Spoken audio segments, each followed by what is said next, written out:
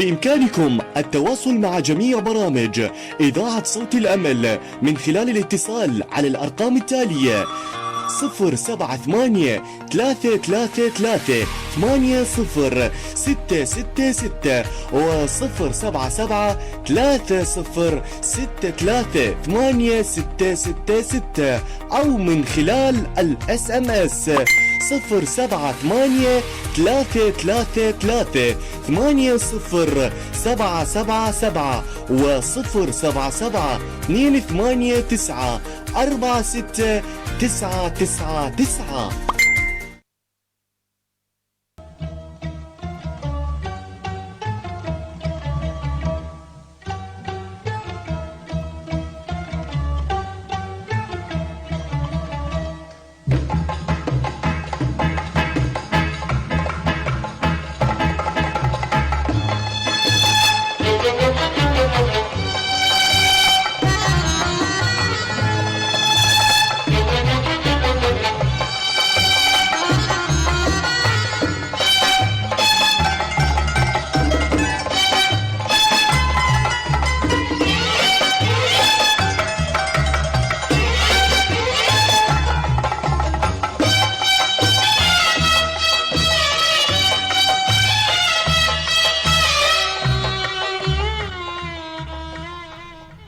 مساء الخير، مساء الأمل، مساء الربوع الخضراء، مساء لكل بكم يتجدد هذا المساء. مساء الخير على الفلاح المزارع، مساء الخير على هذا المجاهد، مساء الخير على من يخرج من باطن الأرض بكل ما تنبت من خير للإنسان، للبشرية ولكل الكائنات الحية.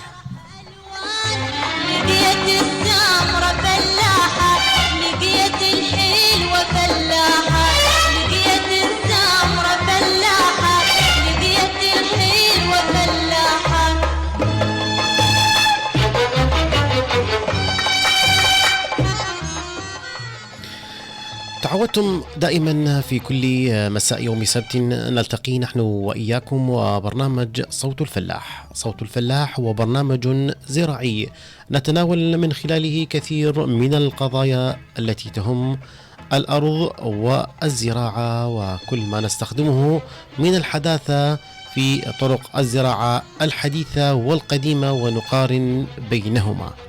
على مر السنين الأرض تستخدم وتستهلك، وهذا يؤدي بالنتيجة النهائية إلى ضعف الأرض، وتحتاج على أن تكون هناك أمور علمية وعملية يقوم بها الفلاح من أجل تجديد الأرض ومن أجل ديمومة خير وعطاء هذه الأرض. إذن مستمعينا ومتابعين الكرام، لا يخفى على الجميع أن الأرض على مر السنين هي دائما هي معطاءة، لكن أيضا تحتاج كما تأخذ منها أن تعطي لهذه الأرض. وكلما استمر المزارع بأن يزرع موسم بعد موسم بعد موسم، يؤدي ذلك إلى ظهور كثير من العوائق الجانبية، ومن ضمنها النباتات الزائدة، الحشرات. لذلك نضطر إلى استخدام المبيدات. وفي هذه الحلقة سنتكلم عن المبيدات الحشرية التي تستخدم في للقضاء عليها، التي هي دائما ما تكون آفات قاسية على الزرع.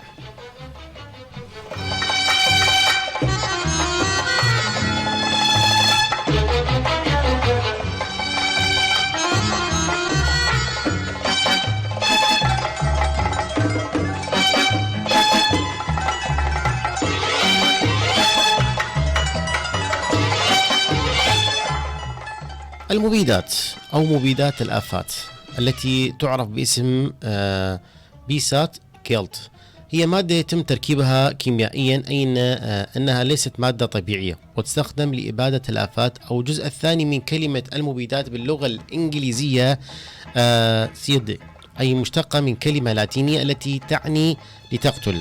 لكن ما هي الآفات؟ الآفات تتضمن الحشرات التي تسبب الأمراض الخطيرة للإنسان، مثل البعوض أو تلك التي تصيب المحاصيل الزراعية وتسبب خسارة ضخمة فيها. كما أن الآفات تتضمن عليها البكتيريا والفطريات، والحشائش الضارة، كما أن الفئران تسبب مرض الطاعون وتدخل ضمن الآفات بالمثل.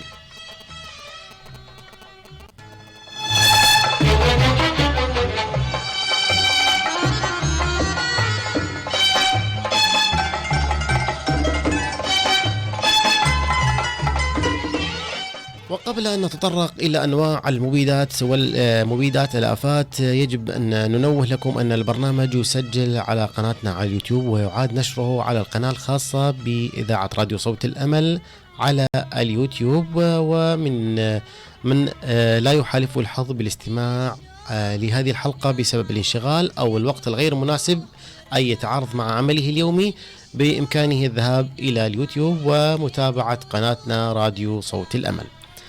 إذن أيضا اللي يحب يتصل بنا ويدلي بأي معلومة عن الآفات، عن المبيدات التي تقتل الآفات بكل أنواعها إذا كانت نباتية أو حشرية، بإمكانه الاتصال على أرقام الإذاعة التي هي أسفل الشاشة على البث المباشر. وتحية طيبة لكم أصدقائنا. إذن أنواع المبيدات، أنواع مبيدات الآفات، يوجد أكثر من نوع لمبيدات الآفات، والتي تتضمن المبيدات الحشرات، مبيدات الأعشاب، مبيدات الفطريات، ومبيدات القوارض، ومبيدات الآفات الزراعية.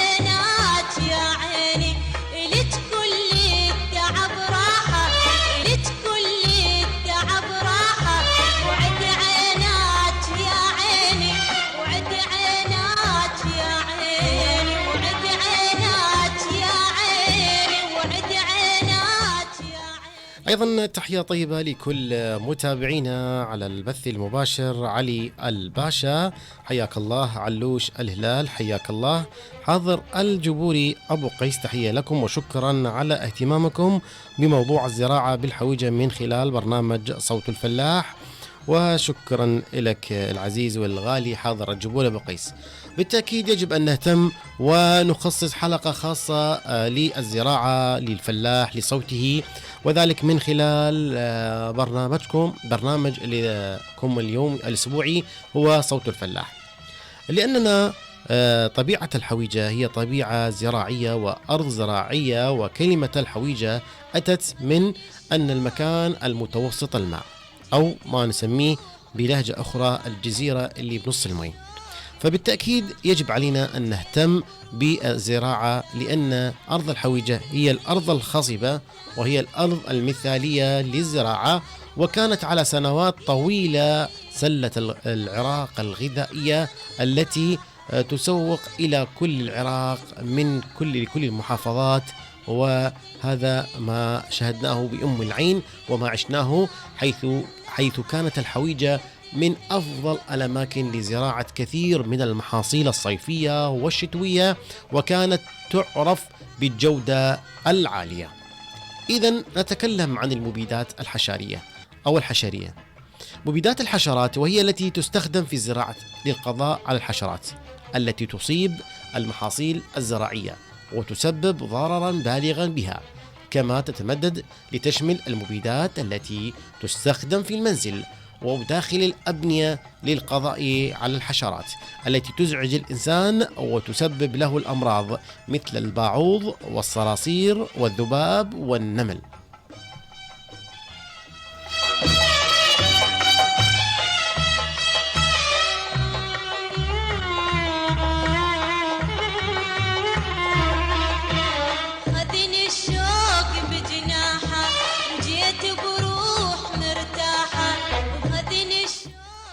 أيضا من المبيدات مبيدات الأعشاب.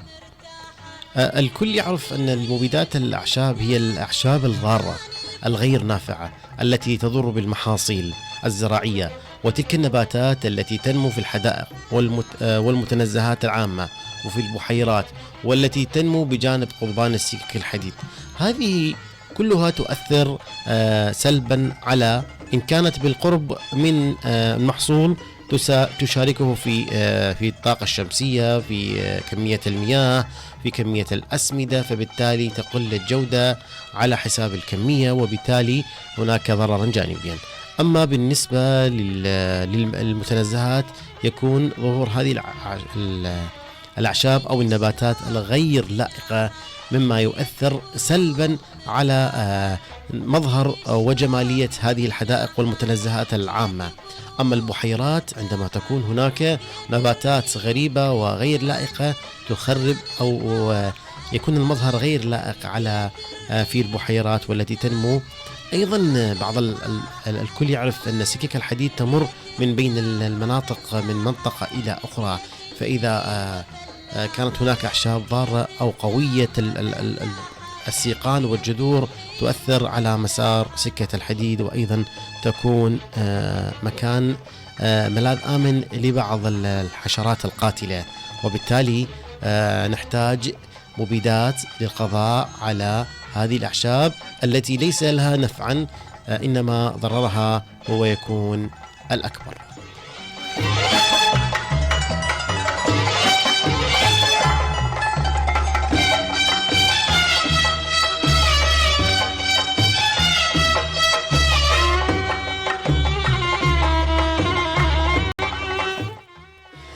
تحية طيبة لكل من يتابعنا على البث المباشر. الأستاذ الفاضل عويد الجميلي، تحياتنا لك أستاذنا العزيز، كل الحب والاحترام لك فضل علينا فيما تعلمناه من شخصك الكريم. شكرا لك أستاذ على الحضور على البث المباشر. أيضا قمر العشيرة منورة، شكرا لك يا عيني، ونوركم هو أكيد وتواجدكم ويانا على البث المباشر وعلى الموجة 88.7. إذن المبيدات الفطريات، مبيدات الفطريات تكلمنا عن المبيدات التي هي عشبية، وتكلمنا عن الحشرات، والآن نتكلم عن المبيدات أو مبيدات الفطريات. تسبب بعض أنواع الفطريات الأمراض للكائنات الحية من الإنسان والحيوان والنبات، ونستخدم مبيدات الفطريات لمكافحة أنواع الفطريات الضارة التي تصيب هذا الكائنات الحية. والجدير بالذكر أن غالبية المطهرات التي يستخدمها الإنسان في أغراض النظافة تحتوي على مبيدات للفطريات.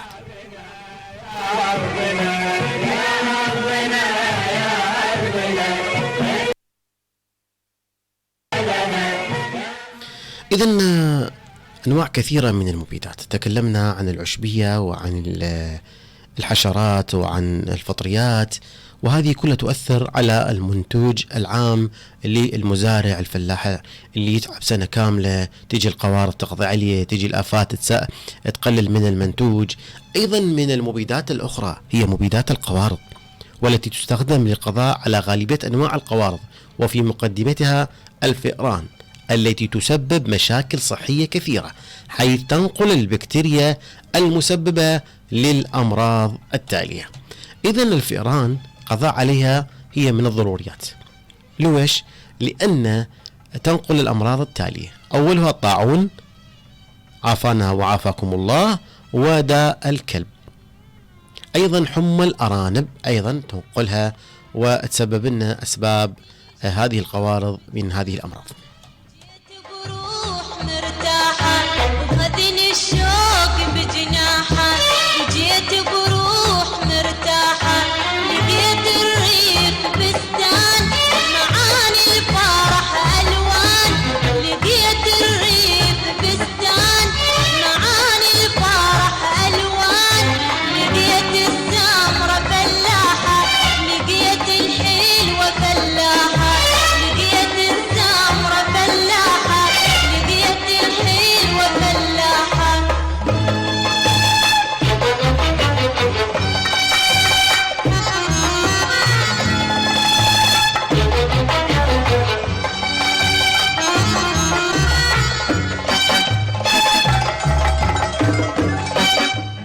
تكلمنا عن داء الكلب. كيف ينتقل هذا المرض؟ داء الكلب أو السعار أو هو عدوى أو إصابة بفيروس حاد يصاب به أو ينتقل إلى الإنسان عن طريق الحيوانات التي تحمل الفيروس، وغالبا من الكلاب أو الوطواط أو ما نسميه احنا خفاش الليل نسميه. هذه كلها بسبب وجود القوارض. يعني أنت اليوم لما تكون فلاح مزارع لازم ما يكون عندك أي نوع من أنواع الجراذي أو الفئران اللي هي دائما تنقل هذولي المرضين اللي هو الطاعون وداء الكلاب، واللي الكل يعرف داء الكلاب يعني هو مرض مخيف ومعدي، عافانا وعافاكم الله. وأيضا هذا المرض يؤدي بعض الأحيان إلى الوفاة، في بعض الأحيان يؤدي إلى الوفاة إذا كانت الإصابة قوية من لدن. أسباب الإصابة بداء الكلاب: ينتقل داء الكلاب الإنسان وبداخله ويدخل الجسم من خلال لعاب الحامل للعدوى عن طريق العض الذي يؤدي إلى جرح الجلد، أو عن طريق تعرض الجرح المفتوح في جلد إنسان للعاب الكلب أو الخفاش أو الوطواط مثل ما يسمون البعض. وينتقل الفيروس من جرح إلى الأعصاب ومنها إلى المخ، والتي عند تسبب التهابات التي تكون أعراضه اهتياج وتورم وتزايد خلايا الجهاز المناعي. بالتالي إذن يجب أن يكون المزارع العزيز حذر من هذا الموضوع. معنا اتصال مخرجنا، خلونا ناخذ اتصال. الو، مساء الخير استاذ محمد. مساء الخير والعافية لك. مساء الخير عليك، واشكرك على هذا البرنامج، اتمنى لك النجاح ان شاء الله. الجميع ان شاء الله، يا رب يحفظكم، وان شاء الله دائما اللي نقدمه يكون ذو فائدة للجميع. اتمنى لك استاذ محمد ان ابدا يعني ببرنامجك انت. شكرا لك يا راغب. شكرا لك يا راغب، شكرا لتواصلك، شكرا لدعمكم الدائم وتواصلكم الدائم. ايضا حمود الجبوري تحياتنا اليك. الوردة البيضاء نورت القيسي محمد، شكرا لك، مساء النور والسرور، وتحياتي لجميع المستمعين، تحياتنا لشختي العزيزة. وايضا لا يقتصر نقل هذه الداء الى الكلاب كما يعتقد البعض، لكن هناك حيوانات اخرى تسبب فيه مع استبعاد الكلاب من هذه القائمة في السنوات الأخيرة، ومنها الثعالب والضربان الأمريكي وحيوان الراكان الأمريكي وغيرها من الحيوانات أخرى قد تكون مصدر لفيروس داء الكلب. يعني فلاحنا العزيز، مواطننا الكريم، احذر. يعني انت لا تقول يعني هذا الداء يسمونه داء أجلكم الله داء الكلب يأتي بس من عضة الكلب لك، لا، أو من الجروح اللي هذه. أيضا الحيوانات اللي ذكرناها هي الضربان الأمريكي والروكان الأمريكي، أيضا تأتي تنتقل عن طريق الثعلب، فاحذروا بعض، خصوصا يعني أطفالنا الأعزاء. يعني أطفالنا دائما الطفل دائما قريب للحيوانات الأليفة مثل القطط، الكلاب، المنزل، فدائما احذروا من انتقال الفيروسات، وخصوصا احنا في زمن وجود الكورونا والفيروسات المتحولة، وايضا وجود هناك كثير من الامراض والافات. ايضا خلينا نشوف اعراض. احنا ما راح نتكلم بالاعراض لان هو مو اختصاص، يعني مو موضوعنا ولا موضوع حلقتنا لهذا اليوم، لكن اصدقائنا والمزارعين الكرام دائما احنا حريصين على ان نقدم لكم النصيحة في كل المجالات. ايضا حمى الارانب تنتقل عن طريق القوارض، احذروا منها. يعني هذه ايضا داء كلش خطير، نفس داء اللي ينتقل عن طريق الحيوانات، وبالتالي اكثر الاحيان الانسان لما يصاب بهذا الداء يعني بعض الاحيان يتعرض الى الوفاة وينتقل ما بين لحظة واخرى. والله سبحانه وتعالى يقول يعني يذكر جلكم الله الكلب ان تحمل عليه يلهث وان تتركه يلهث، فبالتالي هو بخلقة غير كاملة مثل الإنسان. الله سبحانه وتعالى أنطى الإنسان يتنفس من مسامات جلده، وأيضا من أنفه ومن لسانه ومن الفم، فلذلك نتمنى تكونون حذرين، وخصوصا احنا في منطقة ريفية، في منطقة قرى، يعني على اتصال شبه مباشر مع هذا النوع من الحيوانات، وأيضا وجود هذا النوع من القوارض اللي هي ناقلة للآفات لا سامح الله. عافانا وعافاكم الله.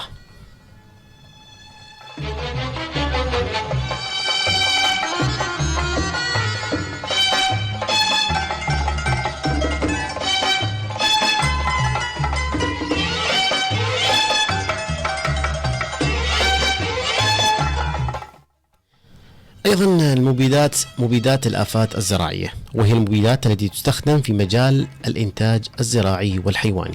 أولا، استخدامها في الإنتاج الزراعي. تتعرض المحاصيل الزراعية إلى إصابة بالعديد من الحشرات والديدان التي قد تسبب لها الأضرار البالغة. وللسيطرة على هذه الآفات في المزروعات التي تعد أساس لغذاء الإنسان بل وللحيوان، مثل تستخدم المبيدات الزراعية للقضاء عليها.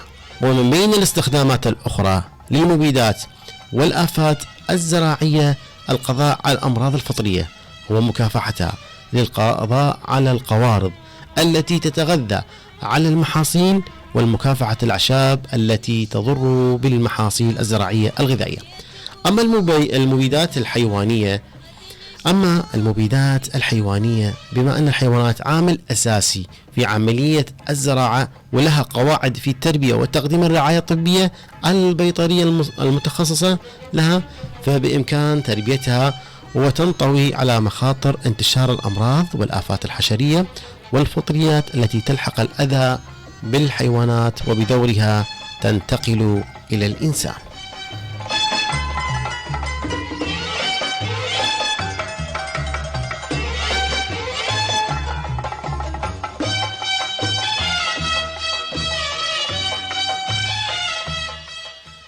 يجب أن عندما نستخدم أو عند استخدام المبيدات يجب أن نتعرف على كثير من التفاصيل، لأن كل علاج وداء إلى عوارض أو تعرضات جانبية. تحديد تأثير المبيدات، يجب أن نتعرف على هذه النقطة. درجة السمية، يعني درجة القوة اللي لدى هذا المبيد. مدى المخاطر التي يتعرض لها الإنسان وفقا لكم، واستمرار تعرض المبيدات بتكرار تناول الأطعمة المتواجدة فيها وبالتكرار استخدام لها للقضاء على الحشرات في البيئة من حولها، والتي تخزن بأنسجة الجسم مسببة الأمراض لها. التأثير المستمر للمبيدات، والمقصود بها هناك استمرار فعاليتها، فهناك مبيدات تتحلل سريعا ويتوقف مفعولها بعد التحلل، وهناك مبيدات يظل تأثيرها مدة طويلة مما يشكل خطر على صحة الإنسان والحيوان وخلل في التوازن الطبيعة للكائنات الحية. يعني هاي نقطة كلش مهمة. بعض المزارعين يستخدمون احنا نسميه للغنم مال الغطس، هذا محرم انه يستخدم لغير الغنم. بعض المزارعين اللي يزرعون محصول الخيار يستخدمونه، وهذا هذا المبيد او هذا العلاج يبقى بثمرة الخيار إلى مدى طويل ويأثر على الإنسان. أيضا الإنسان اللي يستخدم هذا يجب أن يلبس ملابس واقية، لأن لا سمح الله إذا أنت مجروح، إذا أنت مناعتك قليلة أو عن طريق الاستنشاق يأثر عليك، فكونوا حذرين. ومبدأ السلامة يجب أن يكون موجود وحاضر بكل ما تستخدمونه في مجال المبيدات. الكل يعرف المبيدات هي مواد كيميائية وتفاعلات وصلوا لها حتى يقضون على نوع معين من النباتات أو الحشرات أو القوارض اللي هي تكون غير فائدة لها وضارة للإنسان. أيضا تحياتنا إلى متابعينا على البث المباشر، الوردة البيضاء أبو سجاد حبيبي الغالي، وعليكم السلام. إبراهيم الحلوات تحياتنا إلك. أحمد غالب العبيدي تحياتنا إلك ولحضورك وتواجدكم الكريم معنا على البث المباشر. دمتم ودامت أيامكم بالخير والمحبة، وحياكم الله.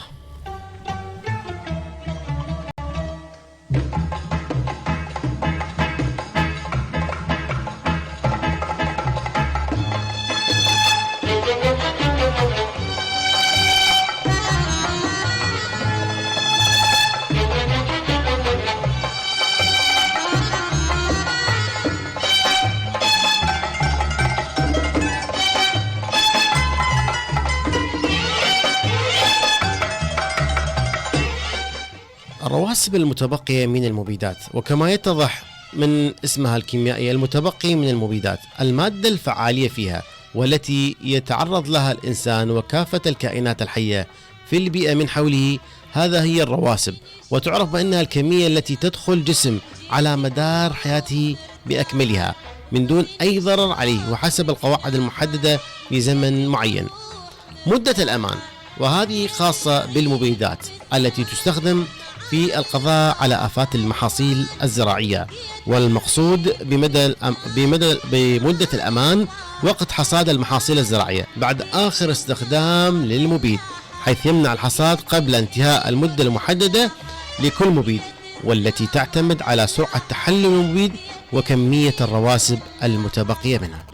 هاي النقطة اللي هي مدة الأمان، يعني كل مزارع يجب أن يعرف أن هذا المبيد ما يصير نحصد المحصول إلا بعد قضاء فترة معينة من هذه من المبيد. يعني مثلا خلينا نذكر مبيد معين نسميه أليف، مبيد أليف، هذا لازم ورا مثلا مكتوب بالتعليمات على الكيس أو على الباكيت أنه بعد شهر يلا تقدر تحصد، حتى ما يبقى مواد مترسبة تأثر على المستخدم المستهلك، وبالتالي تأثر على بنيته أو جسمه، أو لا سمح الله يصاب بأمراض ذكرناها مسبقا.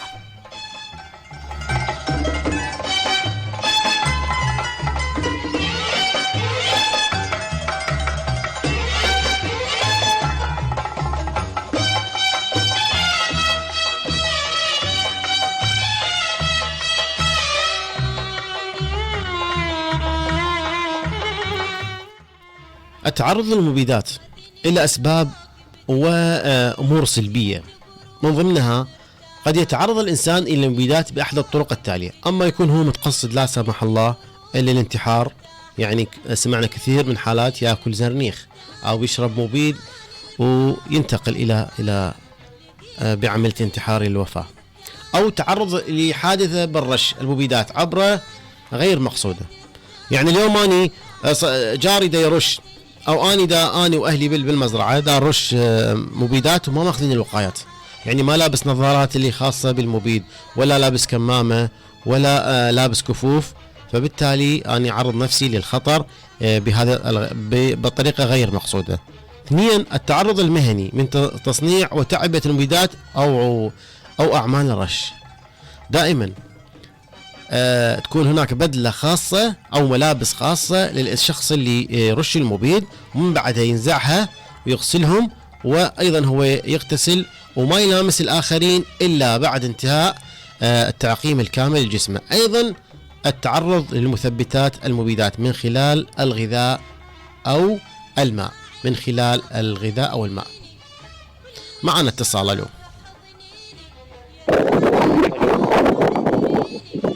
ألو، مساء الخير. السلام عليكم. وعليكم السلام ورحمة الله وبركاته. تحياتنا لك وتحياتنا لزميلنا عطية جبوري. نعم تفضل من ويانا.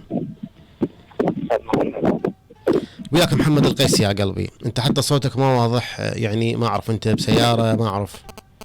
الو، هسه صوتي واضح؟ اي تمام هسه ان شاء الله. من ويانا؟ معك سلام. حياك الله يا سلام. تفضل وياك محمد القيسي. تفضل يا عيني. موضوع المبيدات وهاي. نعم، بدنا نتكلم عن المبيدات واضرارها وكيف الحمايه نفسنا من عندها والاعراض الجانبيه. اذا انت مزارع وعندك تجربه في هذا المجال نقدر نستفاد منك فد معلومه فد. أكيد. نعم تفضل، الهواء لك. نعم. بعض المبيدات مسببه للبشر، يعني تؤذي بدرجه كبيره جدا. بعض العاني صارت فيها طبعا موقف. نعم. عندنا مبيدات رش عندنا بالذره. نعم. فاحد المبيدات رشينا به وبدون يعني قصد لمس عيوني. شوف هسه انا حكيت هسه تعرض لحادثه الرش بالمبيدات الغير مقصود. نعم. طبعا. نعم. ادى عيوني حيل وصابت من حساسيه ويعني هسه صابت من حساسيه عالجهم عند الدكتور، كله سبب هاي المبيدات. وايضا عدم يعني السلامه المهنيه او السلامه يعني ملابس كمامه او ملابس نظارات. طبعا. هو لازم واحد ياخذ احتياطاته كامل. هو التعليمات موجوده طبعا، الكيس او على او الاستنشاق لا سمح الله، يعني يصير عندك التهاب صدرك برئتك بسبب هاي ماده سامه، يعني مو عمليه كيميائيه يعني تستخدم. اكيد. نعم. قلت لك انا يعني ورا من لبست عيوني اذاني حيل. نعم. شكرا لكم. شكرا لك. يعني شوف هاي تجربه من احد الفلاحين يقول اني جيت رشيت، تعاجزت يعني الف وجهي بيشمغ او البس بدله خاصه بالرش، ورشيت على السريع ومشيت، قلت ما تسوى اروح ابدل وارجع مثلا، فتعرضت لهذه الامر، فيشوف بدال لو يعني مأخر نفسه 10 دقائق، لابس الملابس الخاصة به، لابس النظارة اللي خاصة بالمبيدات، وما لا مو لابس كمامة، لا في اليشمغ على وجهه، ما كان تعرض لهذه العملية. الآن عنده طافح جلدي أو مصاب جلديا، ولربما ما يطيب بسهولة. إن شاء الله يعافيك يا ربي ويعطيك الصحة والعافية. ويعني هاي التجارب لازم نستفاد منها. أيضا وتدخل المبيدات جسم الإنسان عن طريق، كيف تدخل المبيدات على جسم الإنسان؟ عن طريق أولا الاستنشاق، أخطر طريقة هي، يعني أنت مريت من المزرعة، أو أنت أخوك ديروش أو أبوك أو واحد من أهلك وأنت قريب منهم وما أخذت الوقاية من هذا الموضوع، راح تستنشق هذا المبيد، يروح يطب برئتك والقصبات الهوائية، وبالتالي أنت تتعرض لا سمح الله الخطر. ويجوز أنت أيضا عندك مناعة ضعيفة، مناعتك ضعيفة، تعرضت لهذا المبيد، بالتالي لا سمح الله يعني يسبب لك مرض. أيضا بعض الناس جلده كلش رقيق، ما يتحمل، ما عنده مناعة قوية، فيتعرض للاختراق أو الحرق، مثل يعني احنا نسميه مثل حرق الليل، جسمه يتعرض إلى تشوهات وتجيب وتستخدم علاجات وما يفيدك.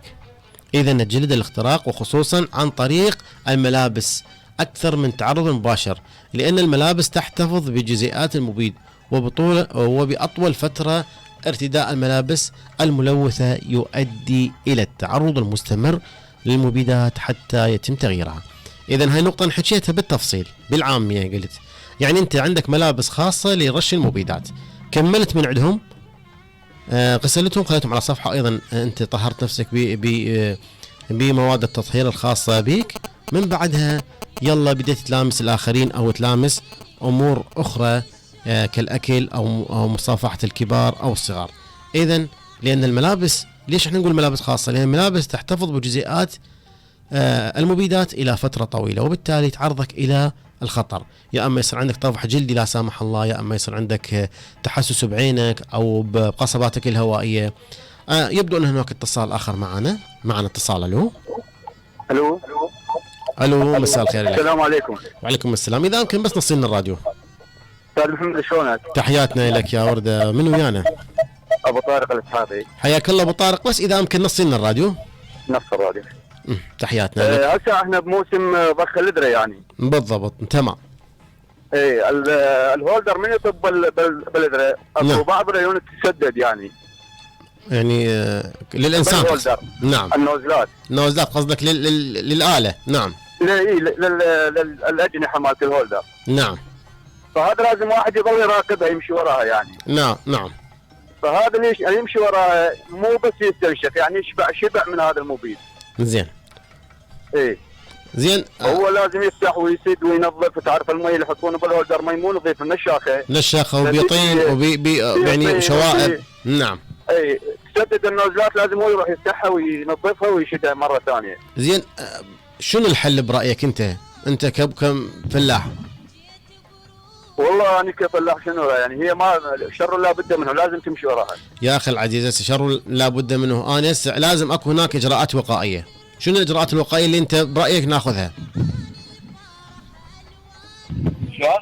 الاجراءات الوقائيه اللي نقدر ناخذها. هو انت لازم تمشي ورا التنكر من تنسدها. انت اخي العزيز، انتهينا من هالموضوع. انت لازم تمشي ورا التنكتر وتعمل ادامه للنوزلات، لكن انت لازم غير لازم تلبس نظارات خاصه حتى تحافظ على عيونك، ايضا تلبس قناع او كمامه خاصه ام الفلتر.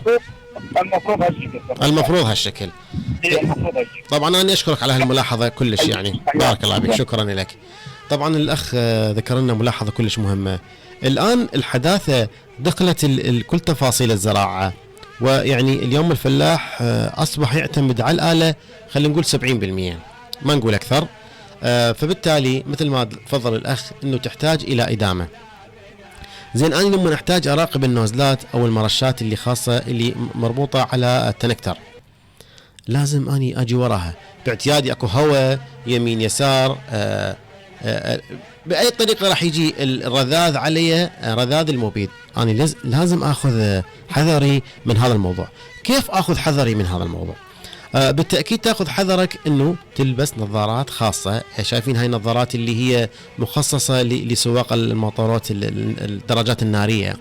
وأيضا هناك كمامات، الآن نزلت كمامات اللي بيها فلتر ألبسها، وملابس خاصة. أكو ملابس نايلون ما تعبر كل شيء، وأيضا تحافظ على جلدك. تعرف أنت إذا مثلا طولت 5-6 ساعات أنت لابس هاي البدلة ويتراكم عليها الرذاذ اللي صادر من المبيدات، هذا راح وين يترسب يتركز على الجلد، ولا سامح الله يسبب لك أمور أخرى.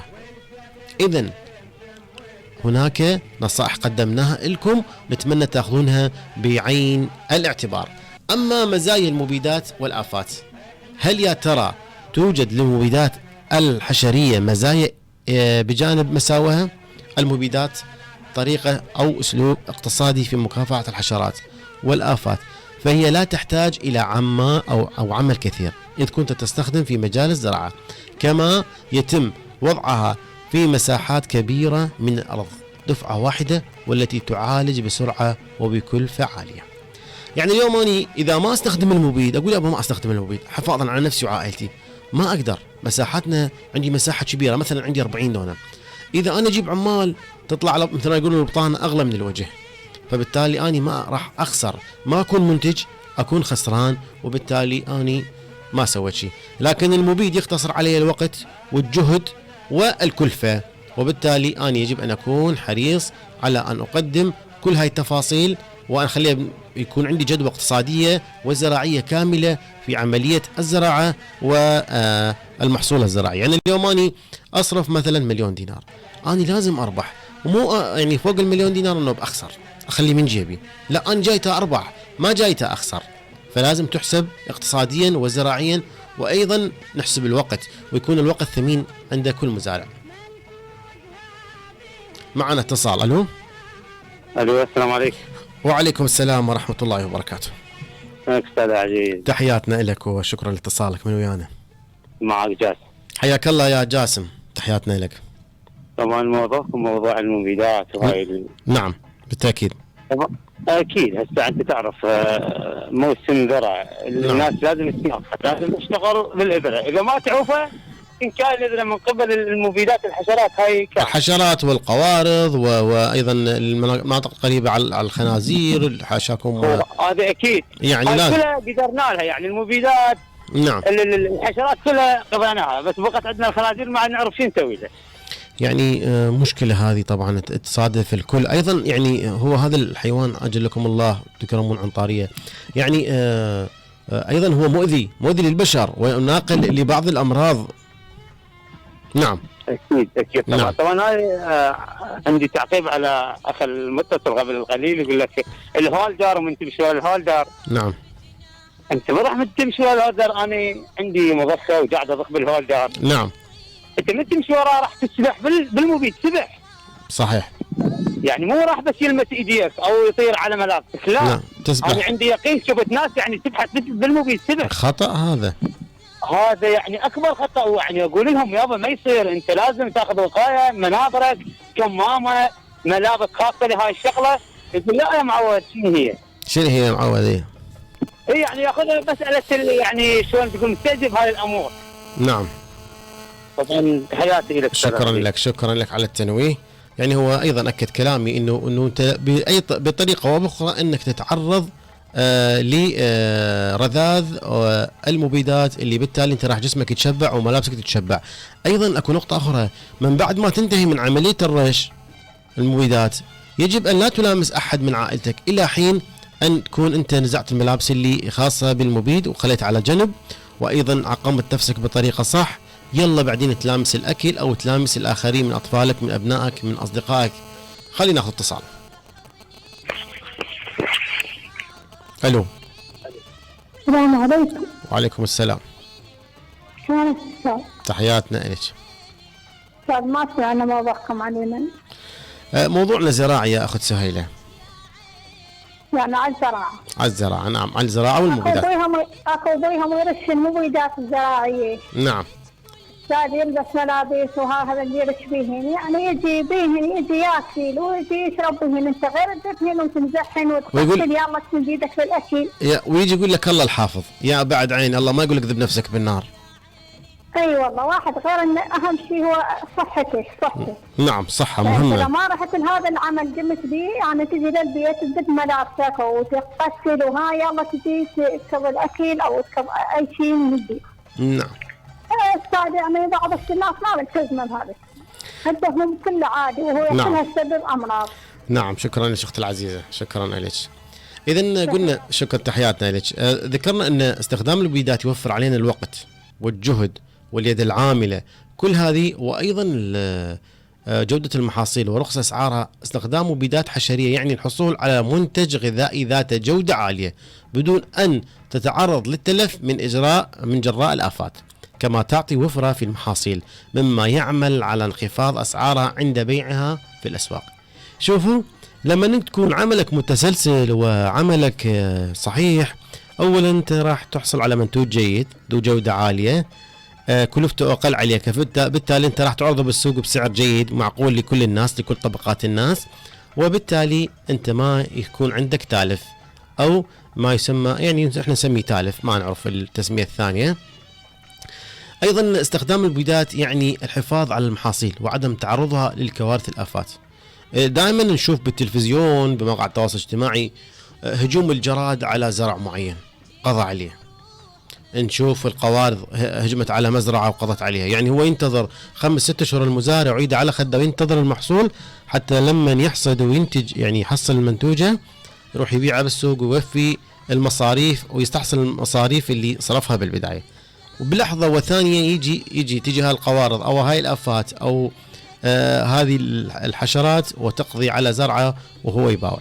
فإذا المبيدات هي مهمة في الاستخدام، لكن مع رعاية أو الحفاظ على السلامة العامة للإنسان، مثل ما ذكرت أختنا سهيلة تقول يعني هو بعد لابس البدلة ورفع الكمامة اللي فوق، رفع الطاقية والقبل اجى أكل ويا المجموعة البقية ونقل لهم على مكان الأكل.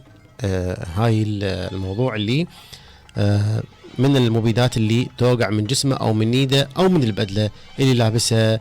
ويا رب يحفظكم ويحفظ كل عوائلكم من كل مكروه. شكرا لكم.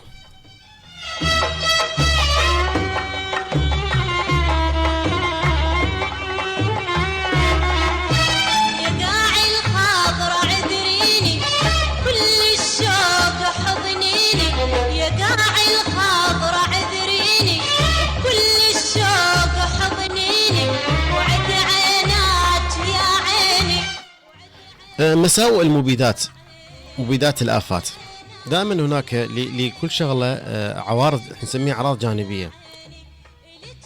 فالمبيدات هي سموم، لذا فهي تعد من المنتجات المؤذية لصحة الإنسان والحيوان والنبات والبيئة من حولها. فإذا كانت هذه المبيدات مصنعة لقضاء على أو لقتل الآفات أو الحشرات، فالعديد منها يقتل أنواع أخرى من الكائنات الحية بشكل غير مباشر، فهي تضر المزارع الذي يستنشق رذاذ أثناء رش المحاصيل، وتضرر الأسماك التي تعيش في المياه الأنهار والينابيع والبحيرات، حيث تسرب هذه المبيدات إلى الماء، كما تضر بالطيور التي تشرب من مصدر المياه المتنوعة الملوثة بهذه المبيدات. فالمبيدات تتسرب وخاصة من خلال استخدام في الأغراض الزراعية إلى التربة وإلى المياه. كما أن الإنسان والحيوان الذي يتناول نتائج هذه المحاصيل يتسمم من الزرع التي ترش بها، وعنده يستخدم الإنسان للقضاء على الحشرات والقوارض التي تضر بالصحة وتسبب له الأمراض. يعني اليوم أنا لما نشتري محصول من السوق يجب أن يغسل جيدا. يعني كل المحاصيل الخضروات والفواكه يجب أن تغسل جيدا بالماء، أو أكثر الأحيان هن نشوف أنه ينقع بمي وملح أو مي وخل حتى ما تبقى بقايا السموم أو بقايا المبيدات عليه. وذكرنا أيضا أنه ما يصير تحصد المحصول إلا انتهاء الفترة ما بعد آخر رشة للمبيد، وبالتالي أنت حتى تحافظ على صحتك وصحة الآخرين.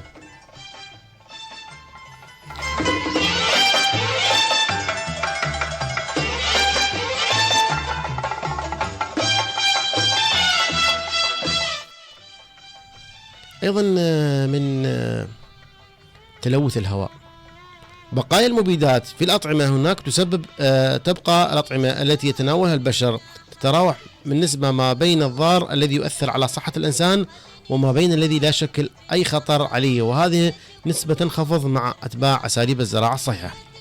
تلوث المياه الجوفية بالمبيدات التي تتسرب من الأرض الزراعية، المقاومة لاستخدام المفرط لبعض المبيدات يؤدي إلى مقاومة الحشرات والآفات لبعض الأنواع منها. يعني شوفوا سبحان الله، الله سبحانه وتعالى من خلق الكائنات أعطاها إمكانية التكيف. يعني بعض الأحيان المزارع يستخدم سين من المبيدات، بس يستخدمه بطريقة مفرطة، بحيث هاي الحشرات أو هاي الآفات اللي هو استخدمها راح تكيف نفسها مع هذا المبيد، بالتالي راح تكون ما بيه فايدة، وأنت ما قضيت على هاي الآفات أو الحشرات، وأيضا تسربت المبيدات إلى المياه الجوفية وسببت أضرار أخرى جانبية.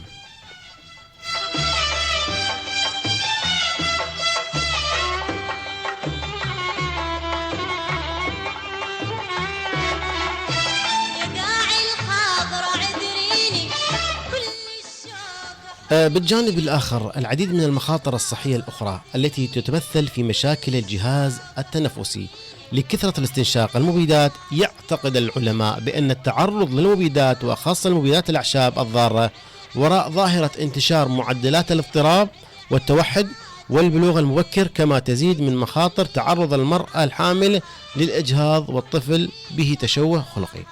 يعني خواتنا بنات الريف يعني كون حذرات في فترات الحمل، يعني ابتعدن عن كل شيء يأثر عليك، لأن بعض الأحيان بعض المبيدات تكون قوية كلش تأثر عليك وعلى الطفل لا سامح الله، وأيضا تعمل تشوهات خلقية.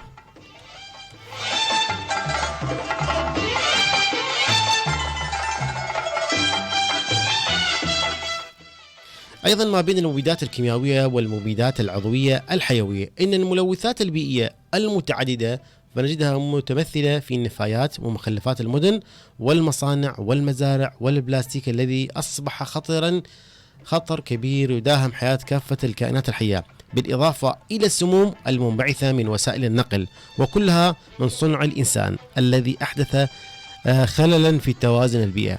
ولا ننسى عنصر هام في هذه الملوثات ألا وهي المبيدات الآفات بكافة أنواعها، فهي مواد كيميائية سامة تقضي على الآفات لكنها في الوقت ذاته تؤثر على العملية الحيوية للكائنات الحية. وسعى الإنسان إلى إعادة توازن البيئة، والتي من بينها القضاء على الآفات التي ظهرت تباعا لهذا الخلل وبكميات أخذ في تزايد يوم تلوث آخر، وخطوة التي فكر فيها الإنسان وبدأ بالفعل في تطبيقها هو استخدام المبيدات الكيميائية للقضاء على هذه الآفات التي أصبحت تهدد صحة ونظام الغذائي. وصحيح أن هذه المبيدات لها فعالية في القضاء، إلا أن أضرارها كثيرة بأكثر بكثير من منافعها. لذلك ظهرت خطوة الثانية من الاعتماد على المبيدات الطبيعية التي تهاجم مختلف الآفات، إلا أنها غير فعالة بنسبة كبيرة ومكلفة، وتستخدم للقضاء على الآفات نطاق ضيق. فعلى الرغم من عيوب المبيدات الكيميائية إلا أنها أمام قضية هامة: هل نلجأ إلى المبيدات الحيوية ونترك كليا المبيدات الكيميائية؟ الحل الأكثر عملي والأكثر واقعي هو أن نستخدم المبيدات الكيميائية، ويعتبر حتى يومنا هذا ضرورية حتمية ولا يمكن الاستغناء عنها كليا. وهنا تظهر الحاجة الماسة لمعرفة بخصائص المبيدات الكيميائية. إذا تكلمنا بطريقة مختصرة سادتي الأكارم مستمعي إذاعة صوت الأمل عن المبيدات وعن المبيدات الحشرات والقوارض وأيضا الآفات الأخرى والحشائش الزائدة، وذلك من باب النصح لمن يستمع لهذه الإذاعة. وأيضا نتمنى أن وفقنا في إعداد وتقديم وإخراج هذه الحلقة. لكم مني كل الحب والاحترام. كنت أنا القيس محمد في الإعداد والتقديم، أما الإخراج كان معي أحمد أبو شيماء. دمتم ودامت أيامكم بالخير، بالمحبة، بالأمل، بالتفاؤل. مع السلامة.